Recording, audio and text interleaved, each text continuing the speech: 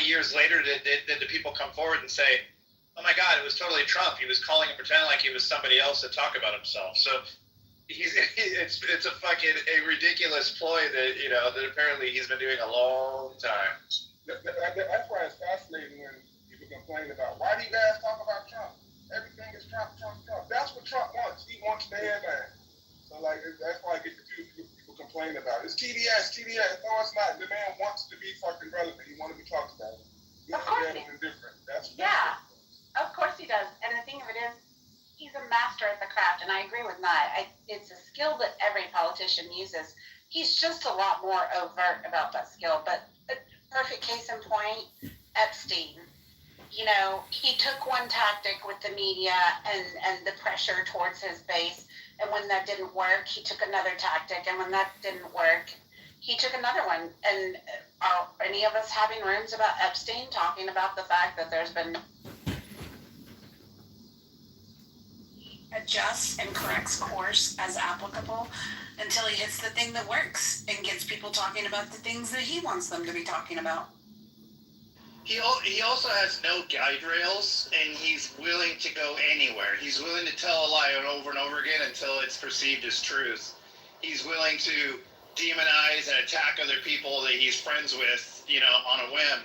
He's willing to say things on the top of his head at a moment's notice without any kind of censorship, internal censorship. So, all of those traits, his lack of morality in general actually helps him get away with so much more. There's a lot of things I'm sure that other presidents have thought in the Oval Office about man, I'd like that person's ass out of the room. And it goes to their head, but they censor it. They keep themselves under wrap. And Trump doesn't do that. He just says what's on the top of his mind openly, and without guidelines, without his own moral guidelines, dude, sky's the limit for what he can do to get what he wants, And the people just stupid for letting him get away with it. Everything you describe is a horrible person. But somehow he's the president and is loved by a good portion of America. It's fucked up. It's true, Akima, but you know what? I started noticing years ago that I was the only one that gave a fuck about character in a president. I started hearing, it doesn't matter, they're all a bunch of assholes. If you think that, then you're never going to look for somebody that is a decent human being. There are still decent human beings, and there are actually a few decent human beings in politics. Most of them haven't been in for 30 years. But the idea that we're just throwing that in the air and saying it doesn't fucking matter anymore, character's out the window, we don't give a fuck, we'll put a scumbag in there as long as he gives us what we want, that's our own problem. That's why we're making it, we only have ourselves to blame. We get what we deserve. And right now we deserve somebody who's literally a stereotypical, disgusting American who eats McDonald's every single day and badmouths everybody, around him. We deserve it. I don't deserve that motherfucker, Mike. I do not deserve Donald Trump. Here's the thing. I get what you said there. Here's the thing, Mike. I'm one of those people that thinks character should matter. I'm one of those people that it took a long time for me to get on the Trump platform because of the fact that I'd already made personal decisions about his character and who he was as a person. And I don't particularly care for his character, but by the same token, when I don't particularly, during the primaries before Trump got the ticket, I earnestly looked. I wanted to find somebody. I wanted to jump on the DeSantis bandwagon. I earnestly looked for a politician that I thought would accomplish what I wanted and that I felt like at least to some degree was a man of character. They just weren't there to be had. They just were not. I just could not get on board with anybody else. And so when he won the primary, I still have to make a choice. And my choice is between two people with no character. I still have to make a choice.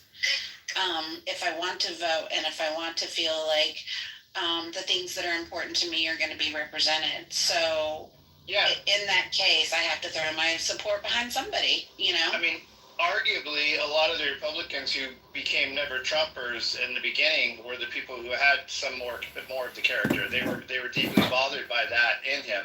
I think of most recent memory, John McCain is probably somebody that had a lot of character, and he lost the presidency.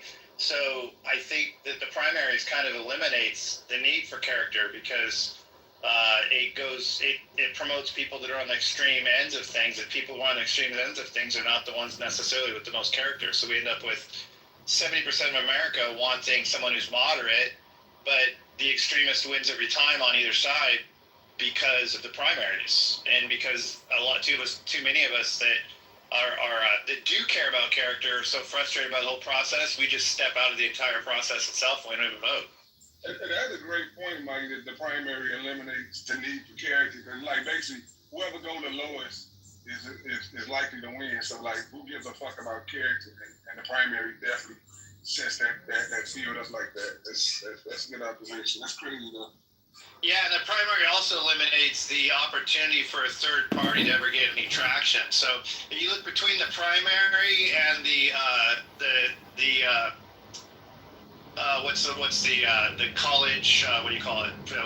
What the states? The electoral college. If you look between the primaries and the electoral college, those are just methods of rigging the system to take away a lot of the control that we would have as citizens naturally. The control that we're told we have, right? Like it's up to you. Just vote. You can make changes. Well, those two things put huge dampers on that power that we're given. And the electoral college was put that on there in place for that very reason, to take away some of that power. But I don't think the primaries were necessarily put in for that reason, but I feel like that's what they've resulted in.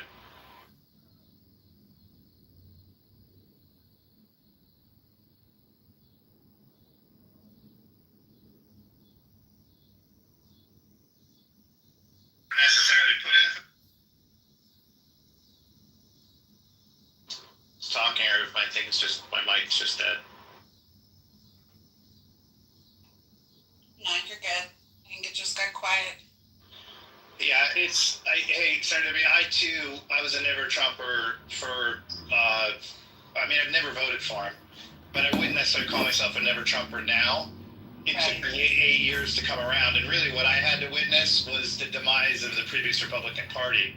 I mean, I agree that neo-con conservatism, the idea of spreading democracy around the world via, all means necessary, it didn't work. It wasn't, in retrospect, it wasn't a good idea, and it's something I did believe in the 90s. But I would like a Republican Party with the rest of its values, minus that, a lesson learned. And that doesn't exist. We had to go all out and just throw all of our values out the window, from fiscal responsibility to, everything else, and just disrupt the entire system in order to show that, how bad the Democrats are. And in doing that, we got a guy that is a disruptor who made the entire process about himself. And thankfully he'll be heading out. I think he was in some ways necessary for our country to put into question a lot of the status quo that we were getting too comfortable with. I love his focus on fighting, men and women's sports, things like that. That's the kind of shit that was getting way too out of control. And I'm glad that there's somebody there for that. Immigration, I'm glad there's somebody that talks a lot more about it and at least says he wants to do something about it, points a finger at it. There's a lot of things he's done that, that I think were needed. I would have liked them done by a different human being, but, it is what we got, and he's doing something that I don't necessarily completely disagree with all aspects of. Right.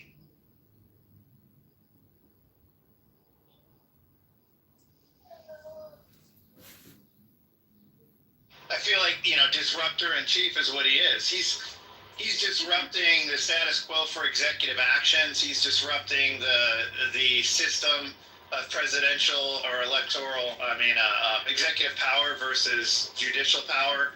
He's disrupting the balance of the Superior Court. He's disrupting a shit ton of stuff, and it's causing us to decide who we do want to be going forward. And I think it was about fucking time, because it was going downhill. I agree, and that's primarily why I still throw my support behind him. I don't think that everything he does is right. He is not like, I don't idolize him. but I feel like I was given a choice, and I made the best choice between the two candidates that I had. And so at this point, he is our president, and I also feel like lump it or lump it or dump it. If he's the president, we have to kind of, we just have to support our leadership. I mean, he's in that role right now, so we have to get behind it and support it. I mean, realistically, you know, I'm not a liberal, and that I don't want to blow up the entire country and start from scratch like a lot of them wish they could. So because I don't want that, I have to ultimately wish for the best of the country, and I have to support whoever's in charge and hope that they're going to be successful, not make us weaker than we already are, you know. And I don't know if he's that guy or not, but when he's in the position, I have to shut my mouth. It's kind of like when I was in the Marine Corps, people used to say, I support. During the Iraqi war, they would say, I support the troops, but I don't support the war. And I would say, well, the troops are under fire right now in war. And you saying you don't support the war, and even worse yet, speaking out against the war, like obnoxiously so in public, is only weakening their ability to hopefully win the war. And whether or not you believe in the war, I don't think you want them to lose the war. And if you do, then that's unpatriotic. And so I would tell people, like, they'd say, I support the troops, I don't support the war. And I'd say, well, how do you do that? You're using your mouth to talk shit about their job they're doing right now. You're not sending them care packages. You're not sending them money. Like, what the fuck do you mean you support the troops? Is that just like you just think you do because you say it, and saying it makes it real when you have absolutely no action behind it? The least you can do is shut your fucking mouth when they're under fire and say, well, you know what? Whether or not I agree with the war itself, I hope that they win. You know, and that's what they needed. That's what they wanted, and they don't fucking need people talking shit about their jobs. I mean, firefighters. You know, I support firefighters, but I don't support fighting fires. What the fuck? I mean, when they're in the building fighting the fire, shut your fucking mouth till they get back out of the danger zone. You know? Right. Well said. Yeah, I disagree with that. I think as an American, you got an obligation to speak up against a war you don't agree with, and you can support the soldiers in the sense where It's not cool to put your phone number up for that 50th person. Soon, and you hope they get home safely. That's the way you support them, but you don't have to support a war. That's crazy. Today he was going on I don't gotta support a death war. So what method do you use? So what method do you use to support them without supporting the war? So I agree that they shouldn't necessarily be the same thing, but you're not supporting the troops if you're out talking shit about what they're doing when they're being killed. That's not supporting the troops. Saying I want the troops to come home safely is just like flapping your gums. It doesn't have any relevance. No, that thing is supporting the troopers.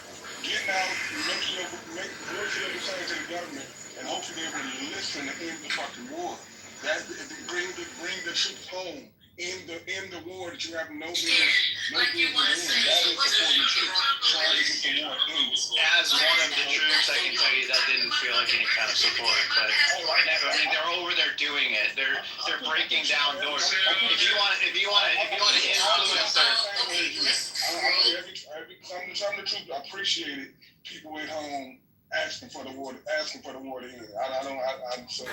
If you want to act to influence their commander-in-chief, who's giving the directive for them to be under fire in ways that actually are tangible, i.e., running for, a position of, power in your local government, whatever it takes to influence the decision makers, you could argue that's supportive in an indirect manner. But just saying, bring them home and keep them safe, and I hope they come home safe and end this shit now is not supportive of them when they're over there at the time. It's just not. I mean, they don't feel like it. So if they don't feel like it, who are you to say that it is? Please don't scroll. Pay car insurance agent. I think that's the number one issue. They're doing their job nonetheless. They should have an issue with that, and the people that's at home people in detail for hours. I understand that, but when you sort of to follow, to defend the Constitution against enemies, foreign, domestic, and to follow the orders of your commander-in-chief, and I mean, for instance, when I was a Marine, I didn't I didn't say shit about my commander-in-chief that made him weaker in any way, shape, or form, even if I disagree with the decision he was making, because it wasn't my job. My job was to support him and do what he tells me to do, take direct orders. If you're not the kind of person that's capable of putting yourself in that position to be the guy with that role, then I totally get you could think. I mean, I don't see how somebody could think that they can speak for the people that have actually put their bodies in harm's way in an effort to win something that wasn't their choice to go into in the first place. I don't see how those same people that aren't willing to do that could claim that they speak for the people that are doing it. I didn't hear when service members come back from war, sometimes they'll speak their voices about what they think about it. But when they're over there, they don't do that. They don't all just sit around and talk about how bullshit the war is when they're busy watching their brothers die. They fucking do what they can to kick ass. And they take their job seriously. And I just think it's a different mentality. The people that put their lives on the line for something greater than themselves, and the people that have never physically done that, but use their mouth parts to act like it's the same thing. There's a difference between those two things. Mike, I agree with you 100%. Thank you for your service to our company. I didn't realize you were better than it. Oh, I appreciate it, King. Thank you. Yeah, I actually, it's a little story about me, but my goal was when I was a kid to serve. And my dad, of course, being an immigrant was like, oh, don't serve, don't do it, you'll die and all that stuff. But I had a lot of friends that, were in the military, and they were just telling me, and I felt so patriotic. I tried to serve. And friends of mine showed me, you're going to laugh at this, they showed me, because I didn't know what boot camp was going to be like, so I was asking them, what is it like, how does it work? And so I had friends of mine who were in the Navy SEALs who were showing me, like, this is how it is, and I was like, oh shit, I'm going to get my ass kicked, all right.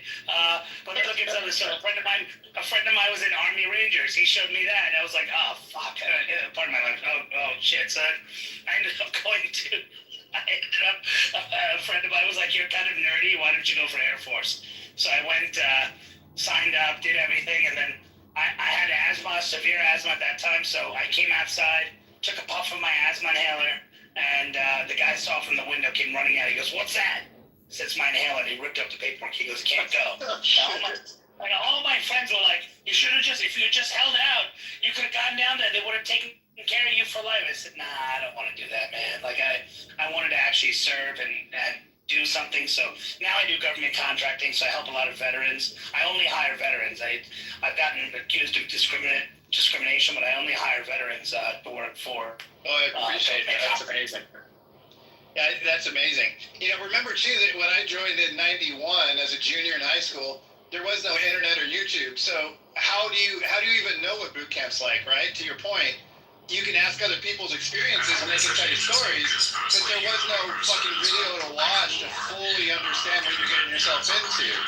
And when in the Marine Corps, you arrive at MCRD San Diego, in my case, on a bus in the middle of the fucking night on purpose, pitch black. And that fucking drill instructor comes up, and if you can imagine sitting in a bus in the dark, and there's always like a light up front on the bus. It's inside to the interior light, but the whole bus isn't lit. It's only up the front by the driver. And that fucking drill instructor walks up those stairs in that bus when you arrive at MCRD, and all you see is a shadow in his fucking hat. And he just starts screaming to get your fucking ass off that bus now as fast as possible. And you're all scrambling over each other, and then there's these footprints that you stand on for your first taste of like what it means to stand at attention. And from then on, man, they keep you awake for 2.5 days with no sleep, and they fucking shave it roughly so.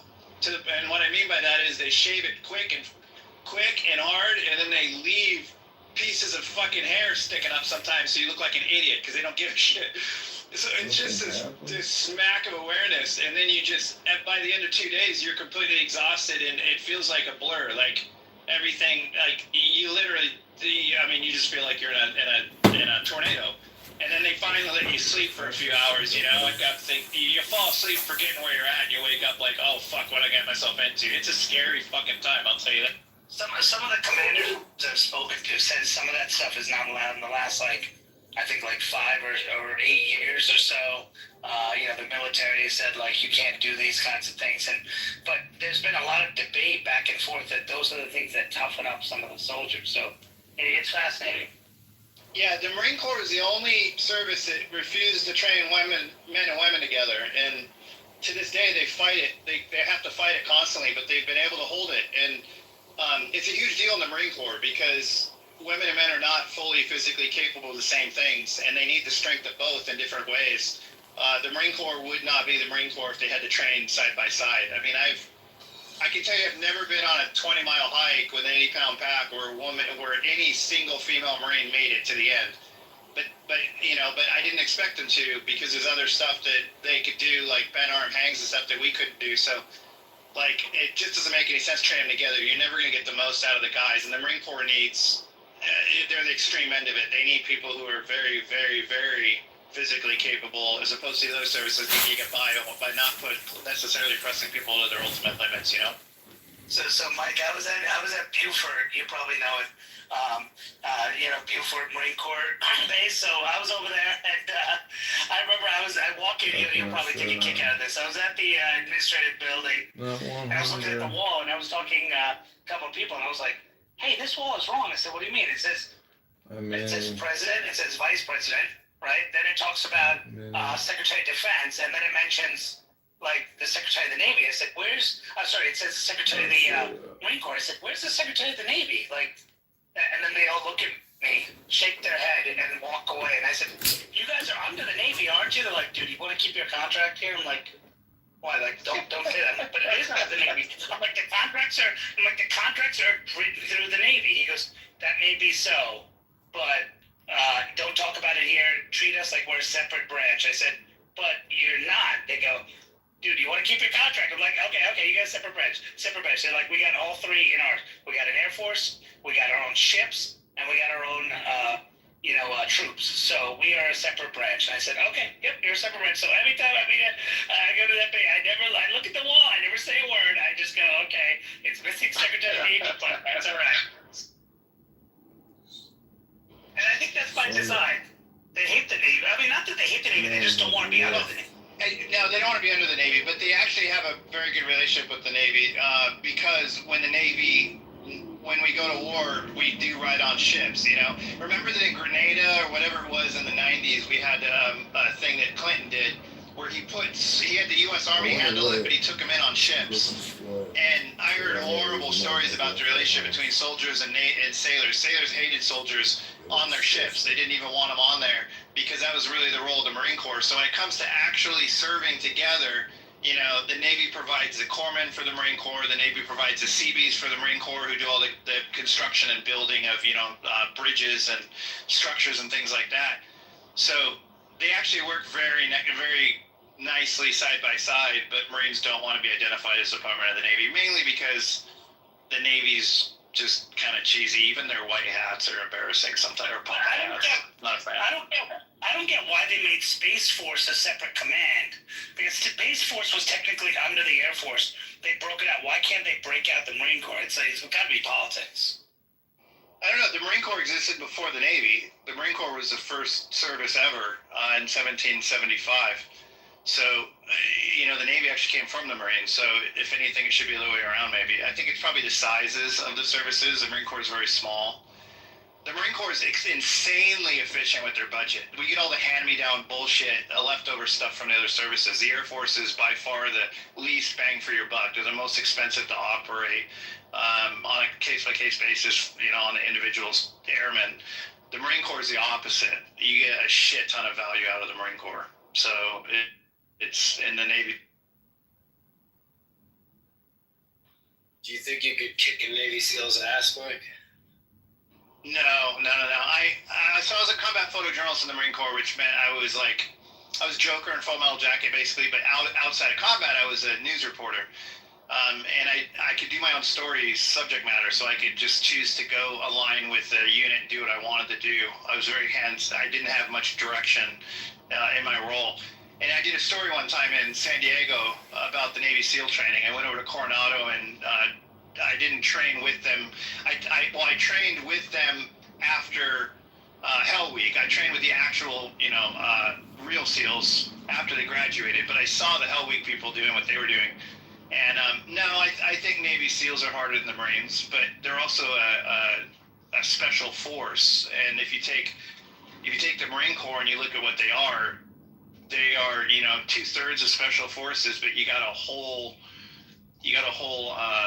group, got hundreds of thousands of people doing that. So they're not quite as elite as the Navy SEALs, but share a lot of the same things. Like, you can't be in the Marine Corps if you can't swim really well. Most of the people who got kicked out of boot camp were because they couldn't swim hard enough. In some cases, I was water survival qualified in the Marine Corps by choice, because I wanted to be a lifeguard as a part-time job on base, and I had to get water survival qualified, which means that I had to swim for 24 hours in my camis with a backpack and a rifle and my boots without, in the deep end of the pool for 24 hours. And at that point, you're doing what's about the same as what the Navy SEALs go through. But they do two things that scare me a lot. One of them is they have one of those deep dive tanks where they have to hold their breath and go super fucking deep. And that scares the shit out of me, because I saw guys passing out and being brought up by divers and resuscitated. And that scared the shit out of me. I wouldn't want to do that. And then the other thing they do is they do dolphin swimming, where they tie their feet and arms behind their back, and then they have to sink to the bottom of the pool and make their way to top for a breath, and sink down again, make their way to top for a breath again, and sit there, do that for like an hour straight. And that looked really. God bless you, Mike. Holy moly, doing that kind of stuff. Well, the Marine Corps didn't put me to that extreme, right? So for that kind of stuff, I mean, they did put me extreme for water survival qualified training, but even then, I didn't have to do necessarily what SEALs do. I mean, SEALs go out in the ocean and freeze their asses off on purpose. Yeah, I mean, part of the construction group, construction team. I have a couple of divers. You were in the Matrix a little bit, unless it was just me.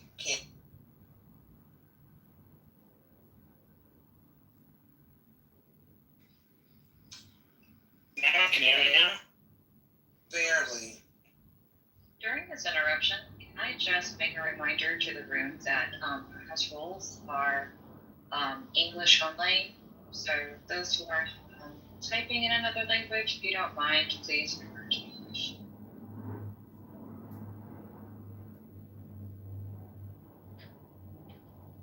Yeah, I don't know if you guys can hear me, but I have a contract with Naval Construction Group, and they have these UCT, which is the underwater construction team, and man, these guys are like divers. They go all the way under. They like actually build and repair fixtures and structures under. And I was watching them go because they let me watch it, and like they put on this like Darth Vader hat so that they can breathe, and then they go under, and they have this special machine that brings the tools down. So I was like, oh my God, I was like, this is like incredible. I would never do it, but this is incredible. Yeah, there's a movie out that just came out. I watched it recently. It's a true story about an underwater welder who goes down 300 feet and welds bottom oil wells and stuff. And it's a true story about a guy that he died down there and was brought back to life, and nobody knows how he lived, basically. But I can't remember who was in that. Is it a documentary or a movie? Oh, I know Woody. No, it's a movie, but I know Woody Harrelson was in it because he was the lead. Oh. Wasn't it called The He was Abyss? like the boss of the diver. No, Not the Matrix. Yeah, Mike, you were going in and out of the Matrix, and I was trying to hear the name of the stars so I could look up them. it's not called The Abyss, but Woody Harrelson's in it, and it's in the last three. Sure.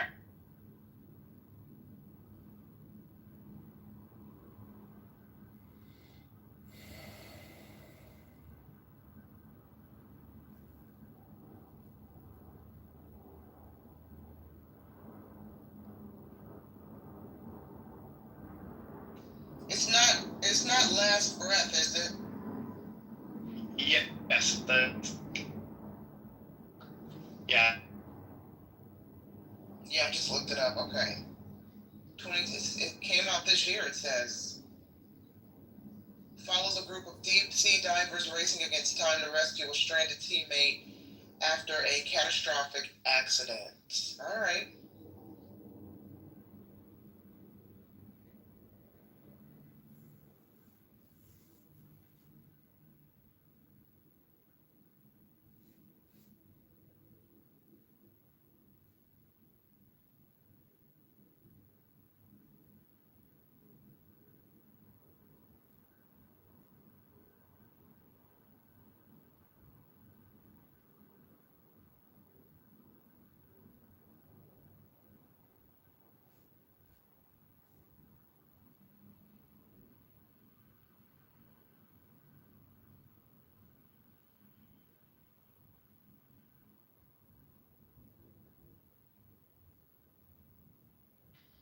Well, anyway, guys, welcome to In the Muff. If you just joined the room, sometimes we have these moments where everybody goes silent because folks are working in the background. But I'm sorry.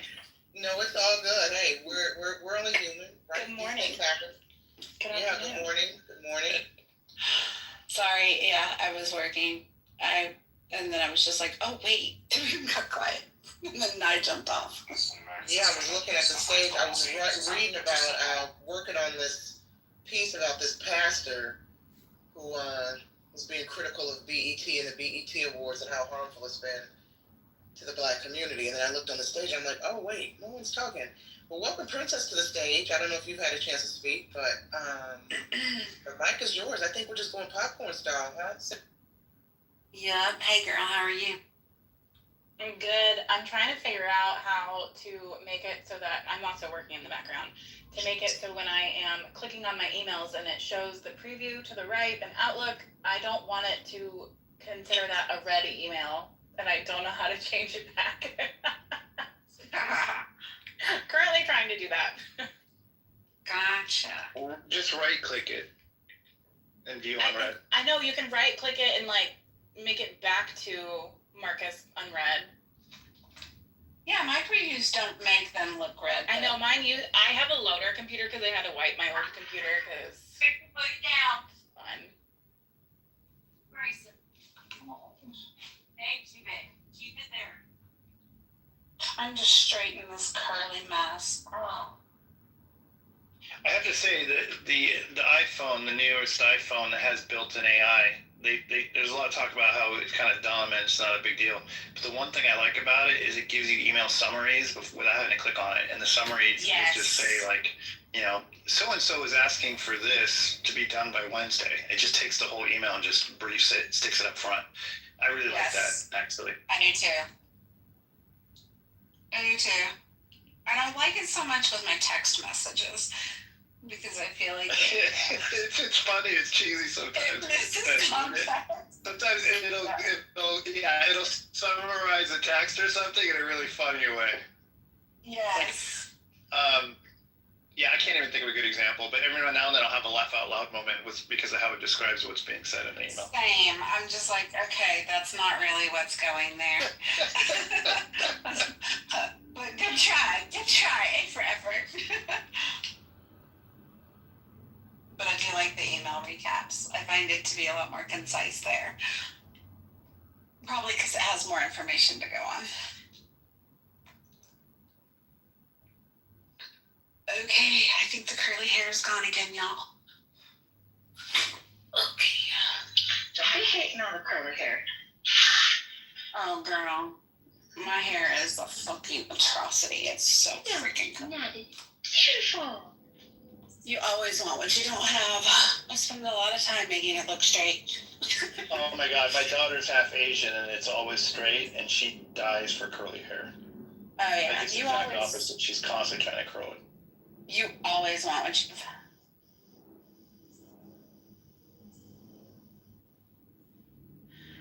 Yeah, it was bored straight when up until I was like 13 or so, and then I don't know what happened.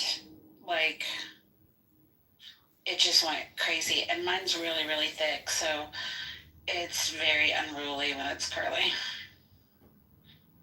It's just gonna stick out everywhere. I swear mine has changed postpartum. A lot of people say that. Mine never did. I wish the curl would have gone away. So I have like one full sibling, and he has like super curly hair, and it's interesting because like I've seen all these TikToks and stuff. They're like, if your hair like air dries like this, you probably have curls. You're just not styling it right. So I think that like I have like one of the like entry level like wavy curly hairs types, but I've just been styling it straight forever. That's my daughter. Hers isn't super curly like mine, but it's definitely got some natural wave.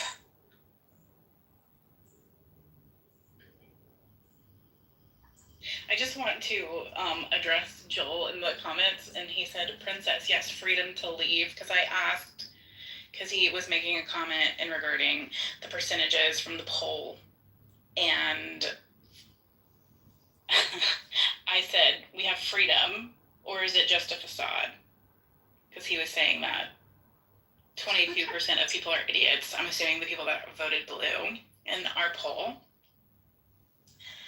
I view it as a freedom of speech, and my husband and my family members have all served to protect that freedom of speech. So I definitely that's where my my poll vote came from. Yeah, I'm surprised. I'm really surprised that Protect the Stars and Stripes is leading. I feel like most veterans would not choose that. They would choose the blue.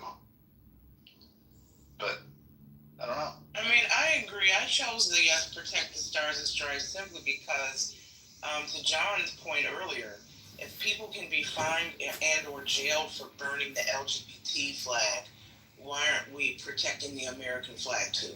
I think that's my whole position with that. Is that on a federal level? I don't know. I don't know about the like burning of the LGBT flag, which I would consider myself an ally. Yeah, I don't know if that's true. I mean, if it is, you're agreed. That's bullshit. Yeah. I mean, it doesn't make me still think that you can't burn the American flag, but it makes me definitely think that the gay flag should not be protected more than the American flag. You should be able to burn anything that you bought. If you're on your property, you're doing it safely. I don't care what it is. I agree. I agree. Now, if it's somebody else's flag, then you got a fucking problem. Right, because you're destroying someone's property. Right, like if it's your property. I think too, like I get really amused by this conversation about burning the flag, because in our U.S. flag code, it doesn't technically allow for the flag to be on used as like clothing items. So like all of these people, which I have a ton of patriotic clothing, and so does my husband, and so does my baby, which technically per U.S. flag code is not technically allowed. Correct. So if we want to get like in the nitty gritty of protecting our flag, people that are being very patriotic are technically not falling within the U.S. flag code. Even the police to use the blue stripe. Correct. They're not falling. Let's not get too technical. It really kind of freaks me out. It always has, to watch them manhandle a flag like at the Olympics or after like a track meet where the American, they hand them a full flag, and they wrap themselves in it. It's always given me the heebie-jeebies, because it's not just clothing with like Stars and Stripes on it. It's the real flag, and they wrap it around their body. And I know it's not supposed to touch the ground, and it's like, I mean, I used to be part of details in the Marine Corps where I had to deploy the flag up a pole in the morning and bring it down at sunset. And the way we handled it was so incredibly respectful. To just see some guy grab it and wrap it around his body and walk down the track with it just kind of really freaks me out. It just doesn't look right. That's really interesting. I've never like thought about it from that perspective, but I think that is a really good point to make. Because I never thought twice about it. I just thought they were being patriotic. That's a huge debate in the photography community too.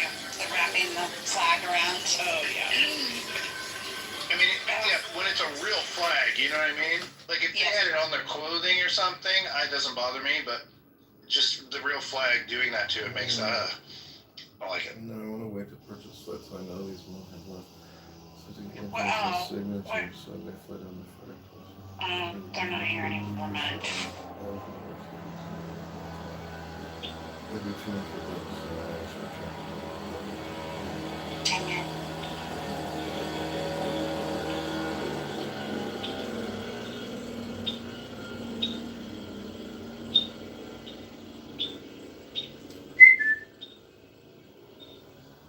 Your birds always sound so lovely in the background, Serendipity.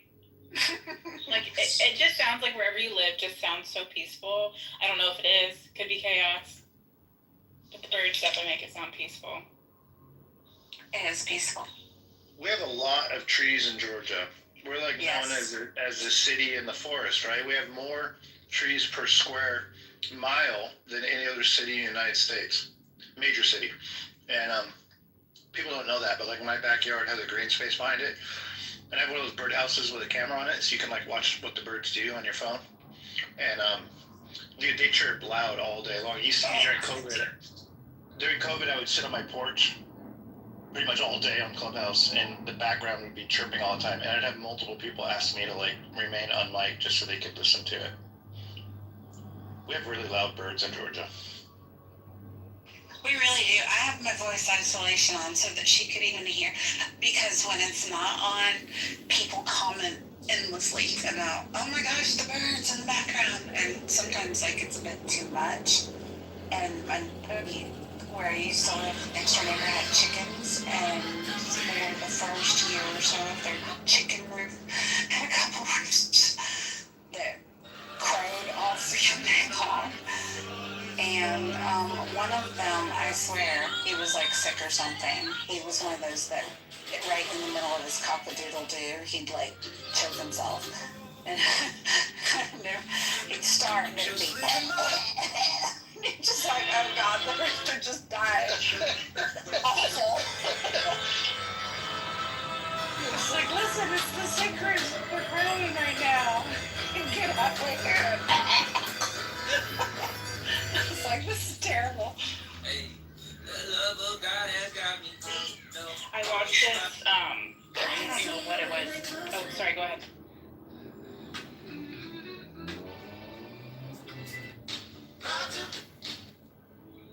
Don't move, stop.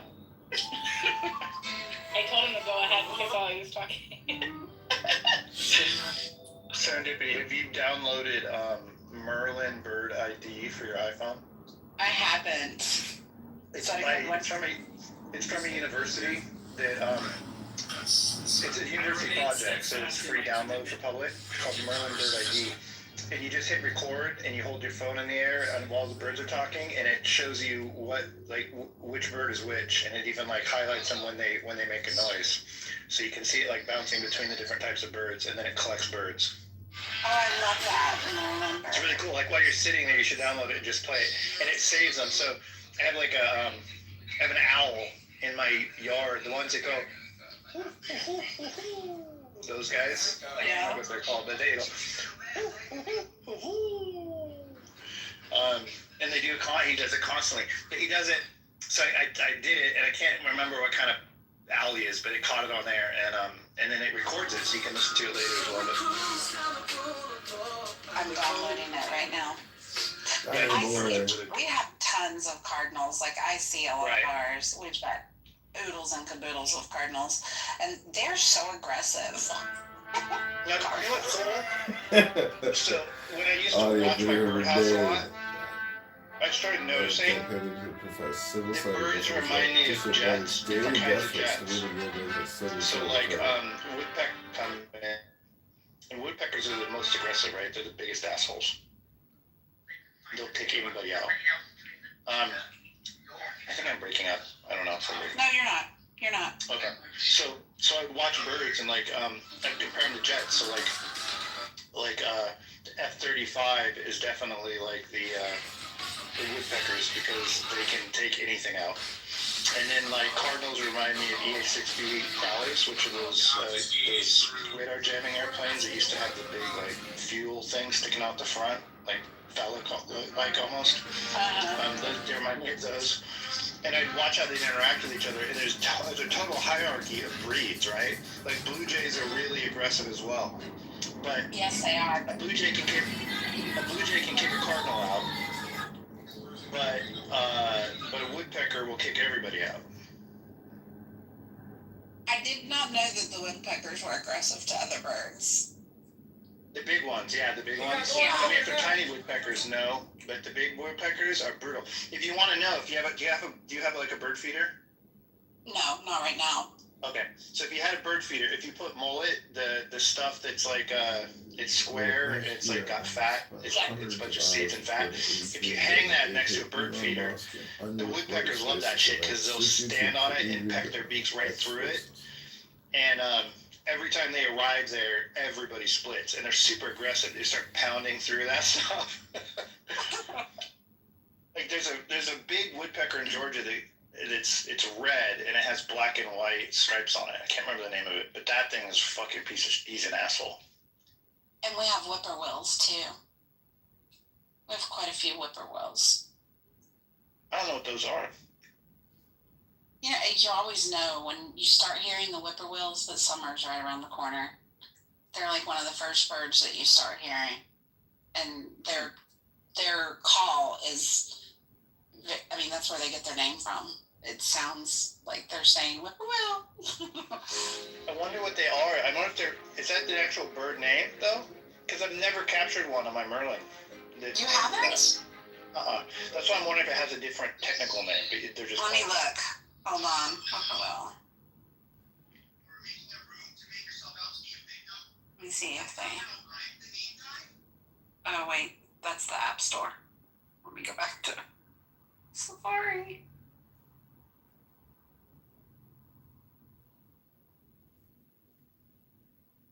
Well, while she's getting in, I just want to say I have a fabulous bird feeder, but listening to this conversation, I think I might upgrade. I've been thinking about for the past year getting one with the camera built in. And that mullet stuff you were talking about, I get that a lot for the birds. I just put it on the ground, but only in the winter. I only give it to them in the winter. I don't give it to them in the summer. But I just put it on the ground, and they come and swoop it right up. It's gone within a matter of minutes. If you hang it though, you'll get woodpeckers because it's vertical. Like they won't eat it off the ground, but they'll hang on it if it's vertical. Okay, right on. I will keep that in mind. Very good. Yeah. It's not saying. Okay. Antrostomus vociferus, I guess is the whippoorwill. But whippoorwill comes up pretty regularly on Safari. Find it on that Merlin app. All right. Because you can look through the bird list for your region. You download a region pack from there for wherever you live, and it has a list of everything that exists. Continue.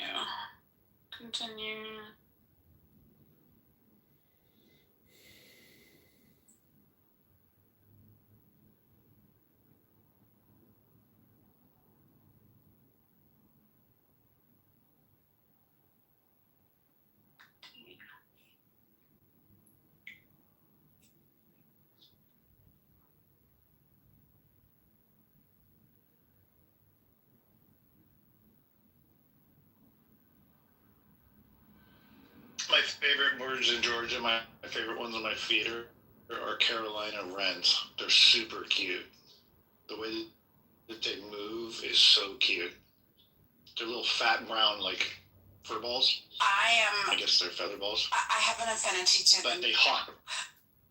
Just because my granddaughter's name is Renly, and we call her Red. Okay, whippoorwill. Let's see.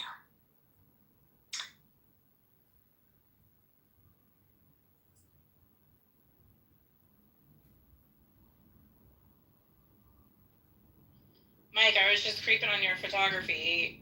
I really like your style. It feels like, okay, as a, typical military spouse, I did photography as a hobby for a little bit, but I like your editing style. It feels to me like a very like crisp, moody. Like it's very moody, but like your images are so crisp.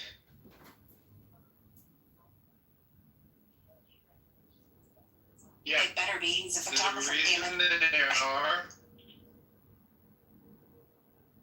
reason they are is because my specialty is lighting, so I know a shit ton about lighting. I've been doing it for like 30 years. Yeah. And most everything that I do is overridden ambient, which means I'm actually working with at least one big flash to replace my key light.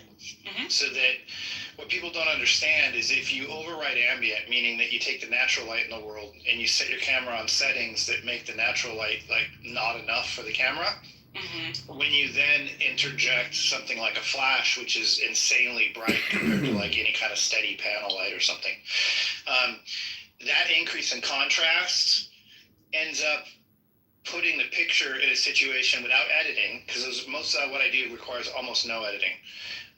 It ends up putting it into a situation where your eyeballs see a maximum amount of contrast in any given moment because the light is coming from all directions. But when you override natural light and you reintroduce your own light that's brighter than natural light, you're limiting the amount of directions that the light is coming from. And what that does is it by default increases contrast and sharpness. So I always say you can have a completely shitty camera and a shitty lens, and you can have a insanely sharp tack focus image by having powerful lights rather than your camera and your lenses. Interesting. So that would explain why I could never achieve that look, because I have like an extra flash that I got, but yeah, because I would mostly just play around with like a natural lighting. Right. But yeah, that would explain why my pictures never looked like crisp like that. I'm like looking at your pictures and I'm like, dang, these are so. Well, and if you go down to the product photography down on the bottom of that Instagram, any kind of products that's there, those things are insanely sharp, and that is because I'm using an incredible amount of light. I'm using 35,000 watt seconds, which is, it's like the sun almost. Like if you don't blink every time you fire your flash, your eyeballs will get burnt like you're at the beach all day. And I'm using f/22 ISO 100, which means the camera is seeing absolutely nothing without the light itself. Yeah. And now when you do that, you do that with product because you want to get depth of field. You want to make sure that it's in focus from the front to the back. But when your lights are very powerful, like 640 watt seconds, which are like Einstein's, really bright lights, when you have multiples of those and you get up to into the 30,000 watt second range, you're creating an environment for that picture that doesn't exist in the real world, and then it looks highly premium, which is why I do stuff for Home Depot and major retailers, because they require that. Not like online retailers don't give a shit, they don't know the difference, but major retailers, that's why they go to big studios for that stuff, because the studios are using powerful lights. And glass helps with the sharpness and natural light settings, and you can also use the speed light in conjunction with natural light as well. But if you use the speed light to augment natural light, you're not going to pull off what I'm doing in those pictures. It won't look. No, they won't. It's a very it's more that's more like a fill scenario, like you're using light to augment natural light. Right. This is using light to replace natural light, which is a whole nother level. Yeah. To be honest with you, professional photographers 20 years ago, everybody knew how to do it, or you weren't even in the industry. But it got watered down with lackluster talent. I call it the democratization of mediocrity. Basically, the expectations were lowered because it was oversaturated with average talent, and the clients lost track of like what to expect. And then prices went down, overall value decreased, which is why I'm an electrician during the week now instead of a full-time photographer like I was for 30 years. Hello and welcome.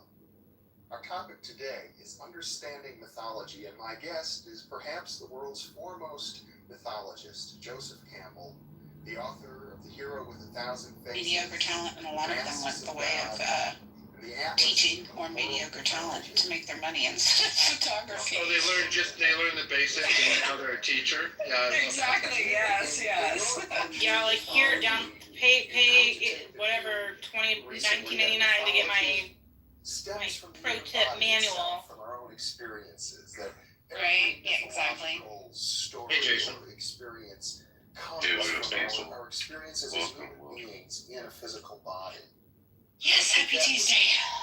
Quite contrary to earlier idea that I had fun with it. I only did it for product like a of couple fantasy years. or imagination. I did it for like a hobby 1 year, and then the second year I was like, okay, I'll try to like do this like as like a business, and then I was like, no, I don't have time for this shit. I work full time. Like this is a lot. I still do television movies occasionally, but I only do them for a day or two at a pop. I don't do like long stints anymore. And I just take off work. Like I'll just take vacation off work and go do that if I have a day or whatever. But I do weddings. I do like 25 a year, and I charge $3,500 a wedding. So And I feel like that's pretty industry standard at this point.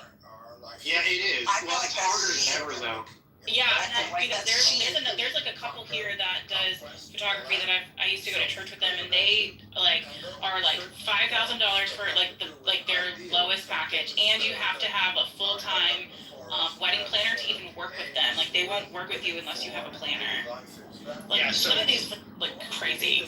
What's interesting about that is if you look at my raw files, they look almost identical to the finished work because I shoot everything in real time, like the way it is. So I have very little post-production. So what people don't realize is I charge $3,500 for a wedding, but I only have 10 hours total in it. So I'm making $350 an hour. Okay, yeah, because I always like, because I would get so in the weeds like after I was like, this is Right. so much time. Right. So remember that post-production for a photographer is losing money because you're not a digital artist, you're a photographer. And digital artists are worth $60 to $80 an hour. Photographers are worth $300 an hour all day long. But that's photographers who know what they're doing, and they do it in camera. In some cases, commercial-wise, they tether it to capture one so they can edit on the fly so that they don't have after post-production work after the fact. In the case of weddings, you have to use a flash full-time to do that, overriding ambient most of the time, which is what I do. But either way, if you earn $3,000 for a wedding and then you go home and you work on it and it's 10 hours long, that's $300 an hour. You go home and you had 20 hours of post-production, you just lost money the entire time you were doing it. And you lost the available time that you would have, the 20 hours of free time. So you're wasting your free time, you're losing money the entire time. And so the goal is I can charge $3,500, which is more than enough for me because I have very limited amounts of post required. So it's a $60,000, $70,000 part-time job for 25 days of work, essentially. Which is, sometimes I edit my wedding when I get home from the wedding. I literally edit it and I'm done the next morning. So if you can imagine if you were doing that, you don't need to charge $6,000 a wedding, which means that it's almost easier to find, middle income average people. There's a lot more people that can afford $3,500 than $6,000 a wedding. I And if think you're that $6,000 a wedding, you have to go through planner. I think some of them, they price themselves that because they want to shoot a certain type of wedding, which Sure. is fine. Like, you can pick whatever clientele you want.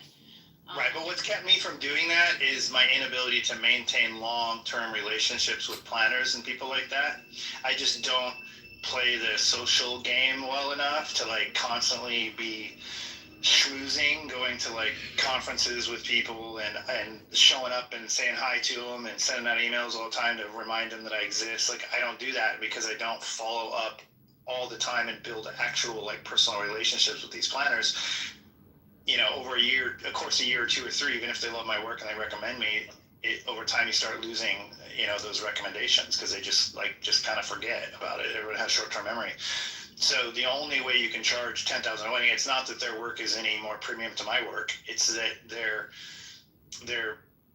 promotional workflow requires them to build and maintain steady relationships with high-end planners who have high-end clients. And that is just something I've never enjoyed doing. I've never reached outside of that price point. I've done quantity over quality and quantity. Like they say, good, fast, cheap, pick two. No, I'm all three. I literally am. And that's what people don't understand. But that's just because I have 50,000 hours into it. I mean, I was a combat photojournalist in the Marine Corps, and then I worked as a news photojournalist, and then I owned a photo studio that did work for Home Depot and Lowe's and Walmart and all those people, and then I got into television and movies. So like I've just always prioritized light and I'm a technical shooter. I didn't do it for the art. I've never ever. I think that's the difference between me and like 99% of photographers. I didn't start doing it because I wanted to. Because I did it. I started it because of the art. Like I Exactly. the art of taking photos and Exactly. and having the eye for different shots. Exactly. For me, I struggled on the technical side of figuring out camera settings, figuring out lighting, figuring out post-production, all of that. Like that was just like, ugh.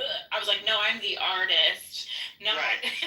and that's a weak, and believe it or not, that's a weakness, because the reality is you're producing a product that needs to remain highly consistent, that needs to be, represented on your website what the client's going to get when they pay the money. When I go to a wedding, for instance, I'm ADHD, so it helps a lot, because in my brain I can stand in a room and I got like 50 things I can do, and I call them widgets. So like I know that if I move a chair under a window and I put black shoes on there, I'm going to get the toe of the shoe is going to get a cap light from the window above. If I frame it a certain way with my 50 millimeter, I call it like the shoe under the window shot that's always down to the 50. And so I have thousands of those now. So I walk in a room and it's almost like I have like an overlay on my eyes where everything jumps out at me for opportunities, and I go, okay, I'm gonna do these 3 today or these 4 today, and it's all repeating what I've done. I mean, every time I shoot a wedding, I try to do one thing I've never done before. If I've been to the venue 100 times, I'll find a new shot at that venue I've never done before each time. But that's more for the venue, because I'll always do the key shot. So imagine you're at a wedding venue and there's like a barn there, and everybody's gonna do the bride and groom in front of the barn. Great, I'll do that because that's the one that everybody does. But I'll go do one from a completely different angle, maybe go to the woods behind it, shoot with the trees, framing it a certain way that nobody's ever done. That one's for the venue. And I always do that. I always do the basic one that's a no-brainer that everybody does, and then I do one that nobody's ever done before. In a place like K House, I'm going on Saturday, I've shot that venue like 60 times. And every time I deliver a wedding from there, there's something brand new they've never seen before. So it's like that's what I do. So I maintain good relationships with venues. That's where I get most of my work. I just don't chase planners. And planners is what you need for high-end. Yeah, for sure. And see, I got into it for a completely different reason. I mean, I always liked photography anyway, just growing up and as a young mom. But for me, like journaling, one of my fondest memories was going to my grandma's house and pulling out old photo albums and looking at all the ridiculous photos. And I wanted to journal different perspectives of my kids and their life, as they grew and do things. Like, it wasn't so much about here, smile and say cheese. It was, I want to remember them doing this right here, like in their natural element, That's why I got into it. Yeah, there's production artists and there's creative artists, and they're not the same. So even when I was like in Home Depot headquarters, I was an executive for them for 18 years of my life, and I was a creative manager in their advertising department. And I was always better at like building the templates that were used for the ads. I would build out templates. I would take an idea that somebody had, or maybe I came up with originally, and I would build it 20 different ways and repeat elements over and over again, just fine-tuning them for more and more efficiency to make it more effective but easier to build in the long run. Like, that was my strength. It's never to start with a blank piece of paper. I was an incredible editor of other people's work, more so than a creator from scratch of my own work. Whereas that's where weddings, with all my experience, that's where like the monotony becomes a strength for me. Whereas the monotony for other people becomes, they start second guessing their creativity because they start doing the same things over and over again. And that's like how I started to get that way when I had like my year of like, okay, I'm gonna try to see if like, okay, let me go through the the process of being it in like a business and getting the clients and then shooting the same things over and over. I was like, oh my god, I don't want to do this. Right, but that's where. But once you start repeating successes, things that have been successful for clients in the past are going to be successful for clients in the future. So once you start finding yourself repeating things, as long as you're you're sifting through and maintaining your efficiency by weeding out the things that are less successful versus the things that are more successful. They become routine. And so I knew that like every time I was doing a portrait outside, I was going to use a 70 millimeter or above for a full length portrait because I wanted to decrease my depth of field, but I would use a 50 millimeter below for a half length portrait because I wanted depth of field. And I made it a rule that I never broke from. So and then I started memorizing settings so I could shoot a whole wedding at 3 settings. Like if it was outdoors, I would do aperture priority 2.8 off camera flash 8 feet back, 8 feet to the right on half power for a cloudy day, full power for a sunny day. And then when I go inside, I need to be more conservative on my shutter speed because I might have reduced shutter speeds and I'll get blur. So then I would do shutter priority 1/125th of a second, 1600 ISO, and my cameras would be on quarter power, my flashes. So I had like 3 settings and I shot for like 10 years. I shot weddings on 3 settings the entire time.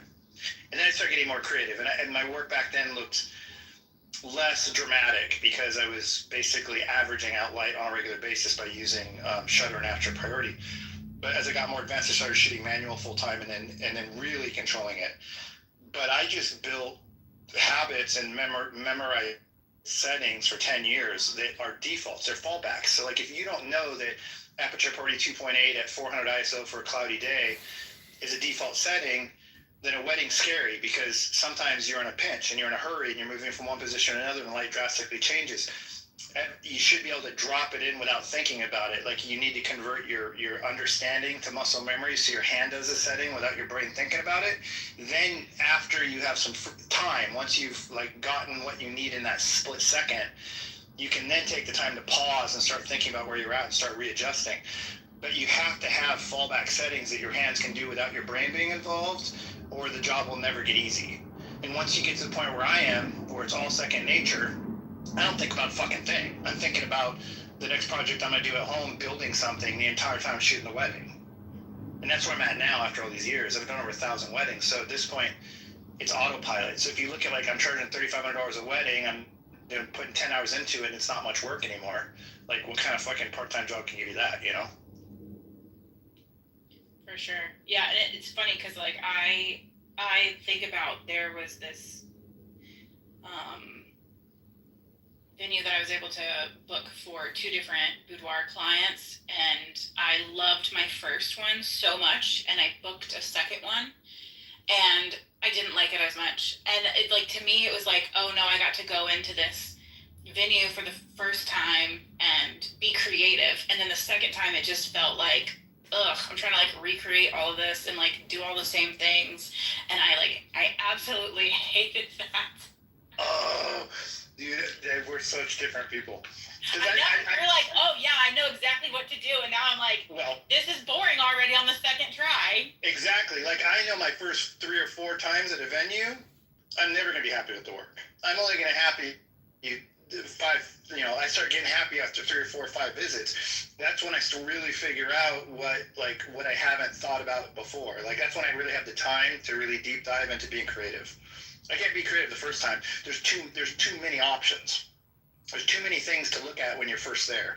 But after you've been there 3 times, you can eliminate, basically your efficiency increases. I'm obsessed with efficiency. That's what ADHD people usually are obsessed with, efficiency, because basically what ADHD mind does is it pays attention to a tremendous amount of details, and it compares and contrasts details in order to weed out things that are typically going to be repeated.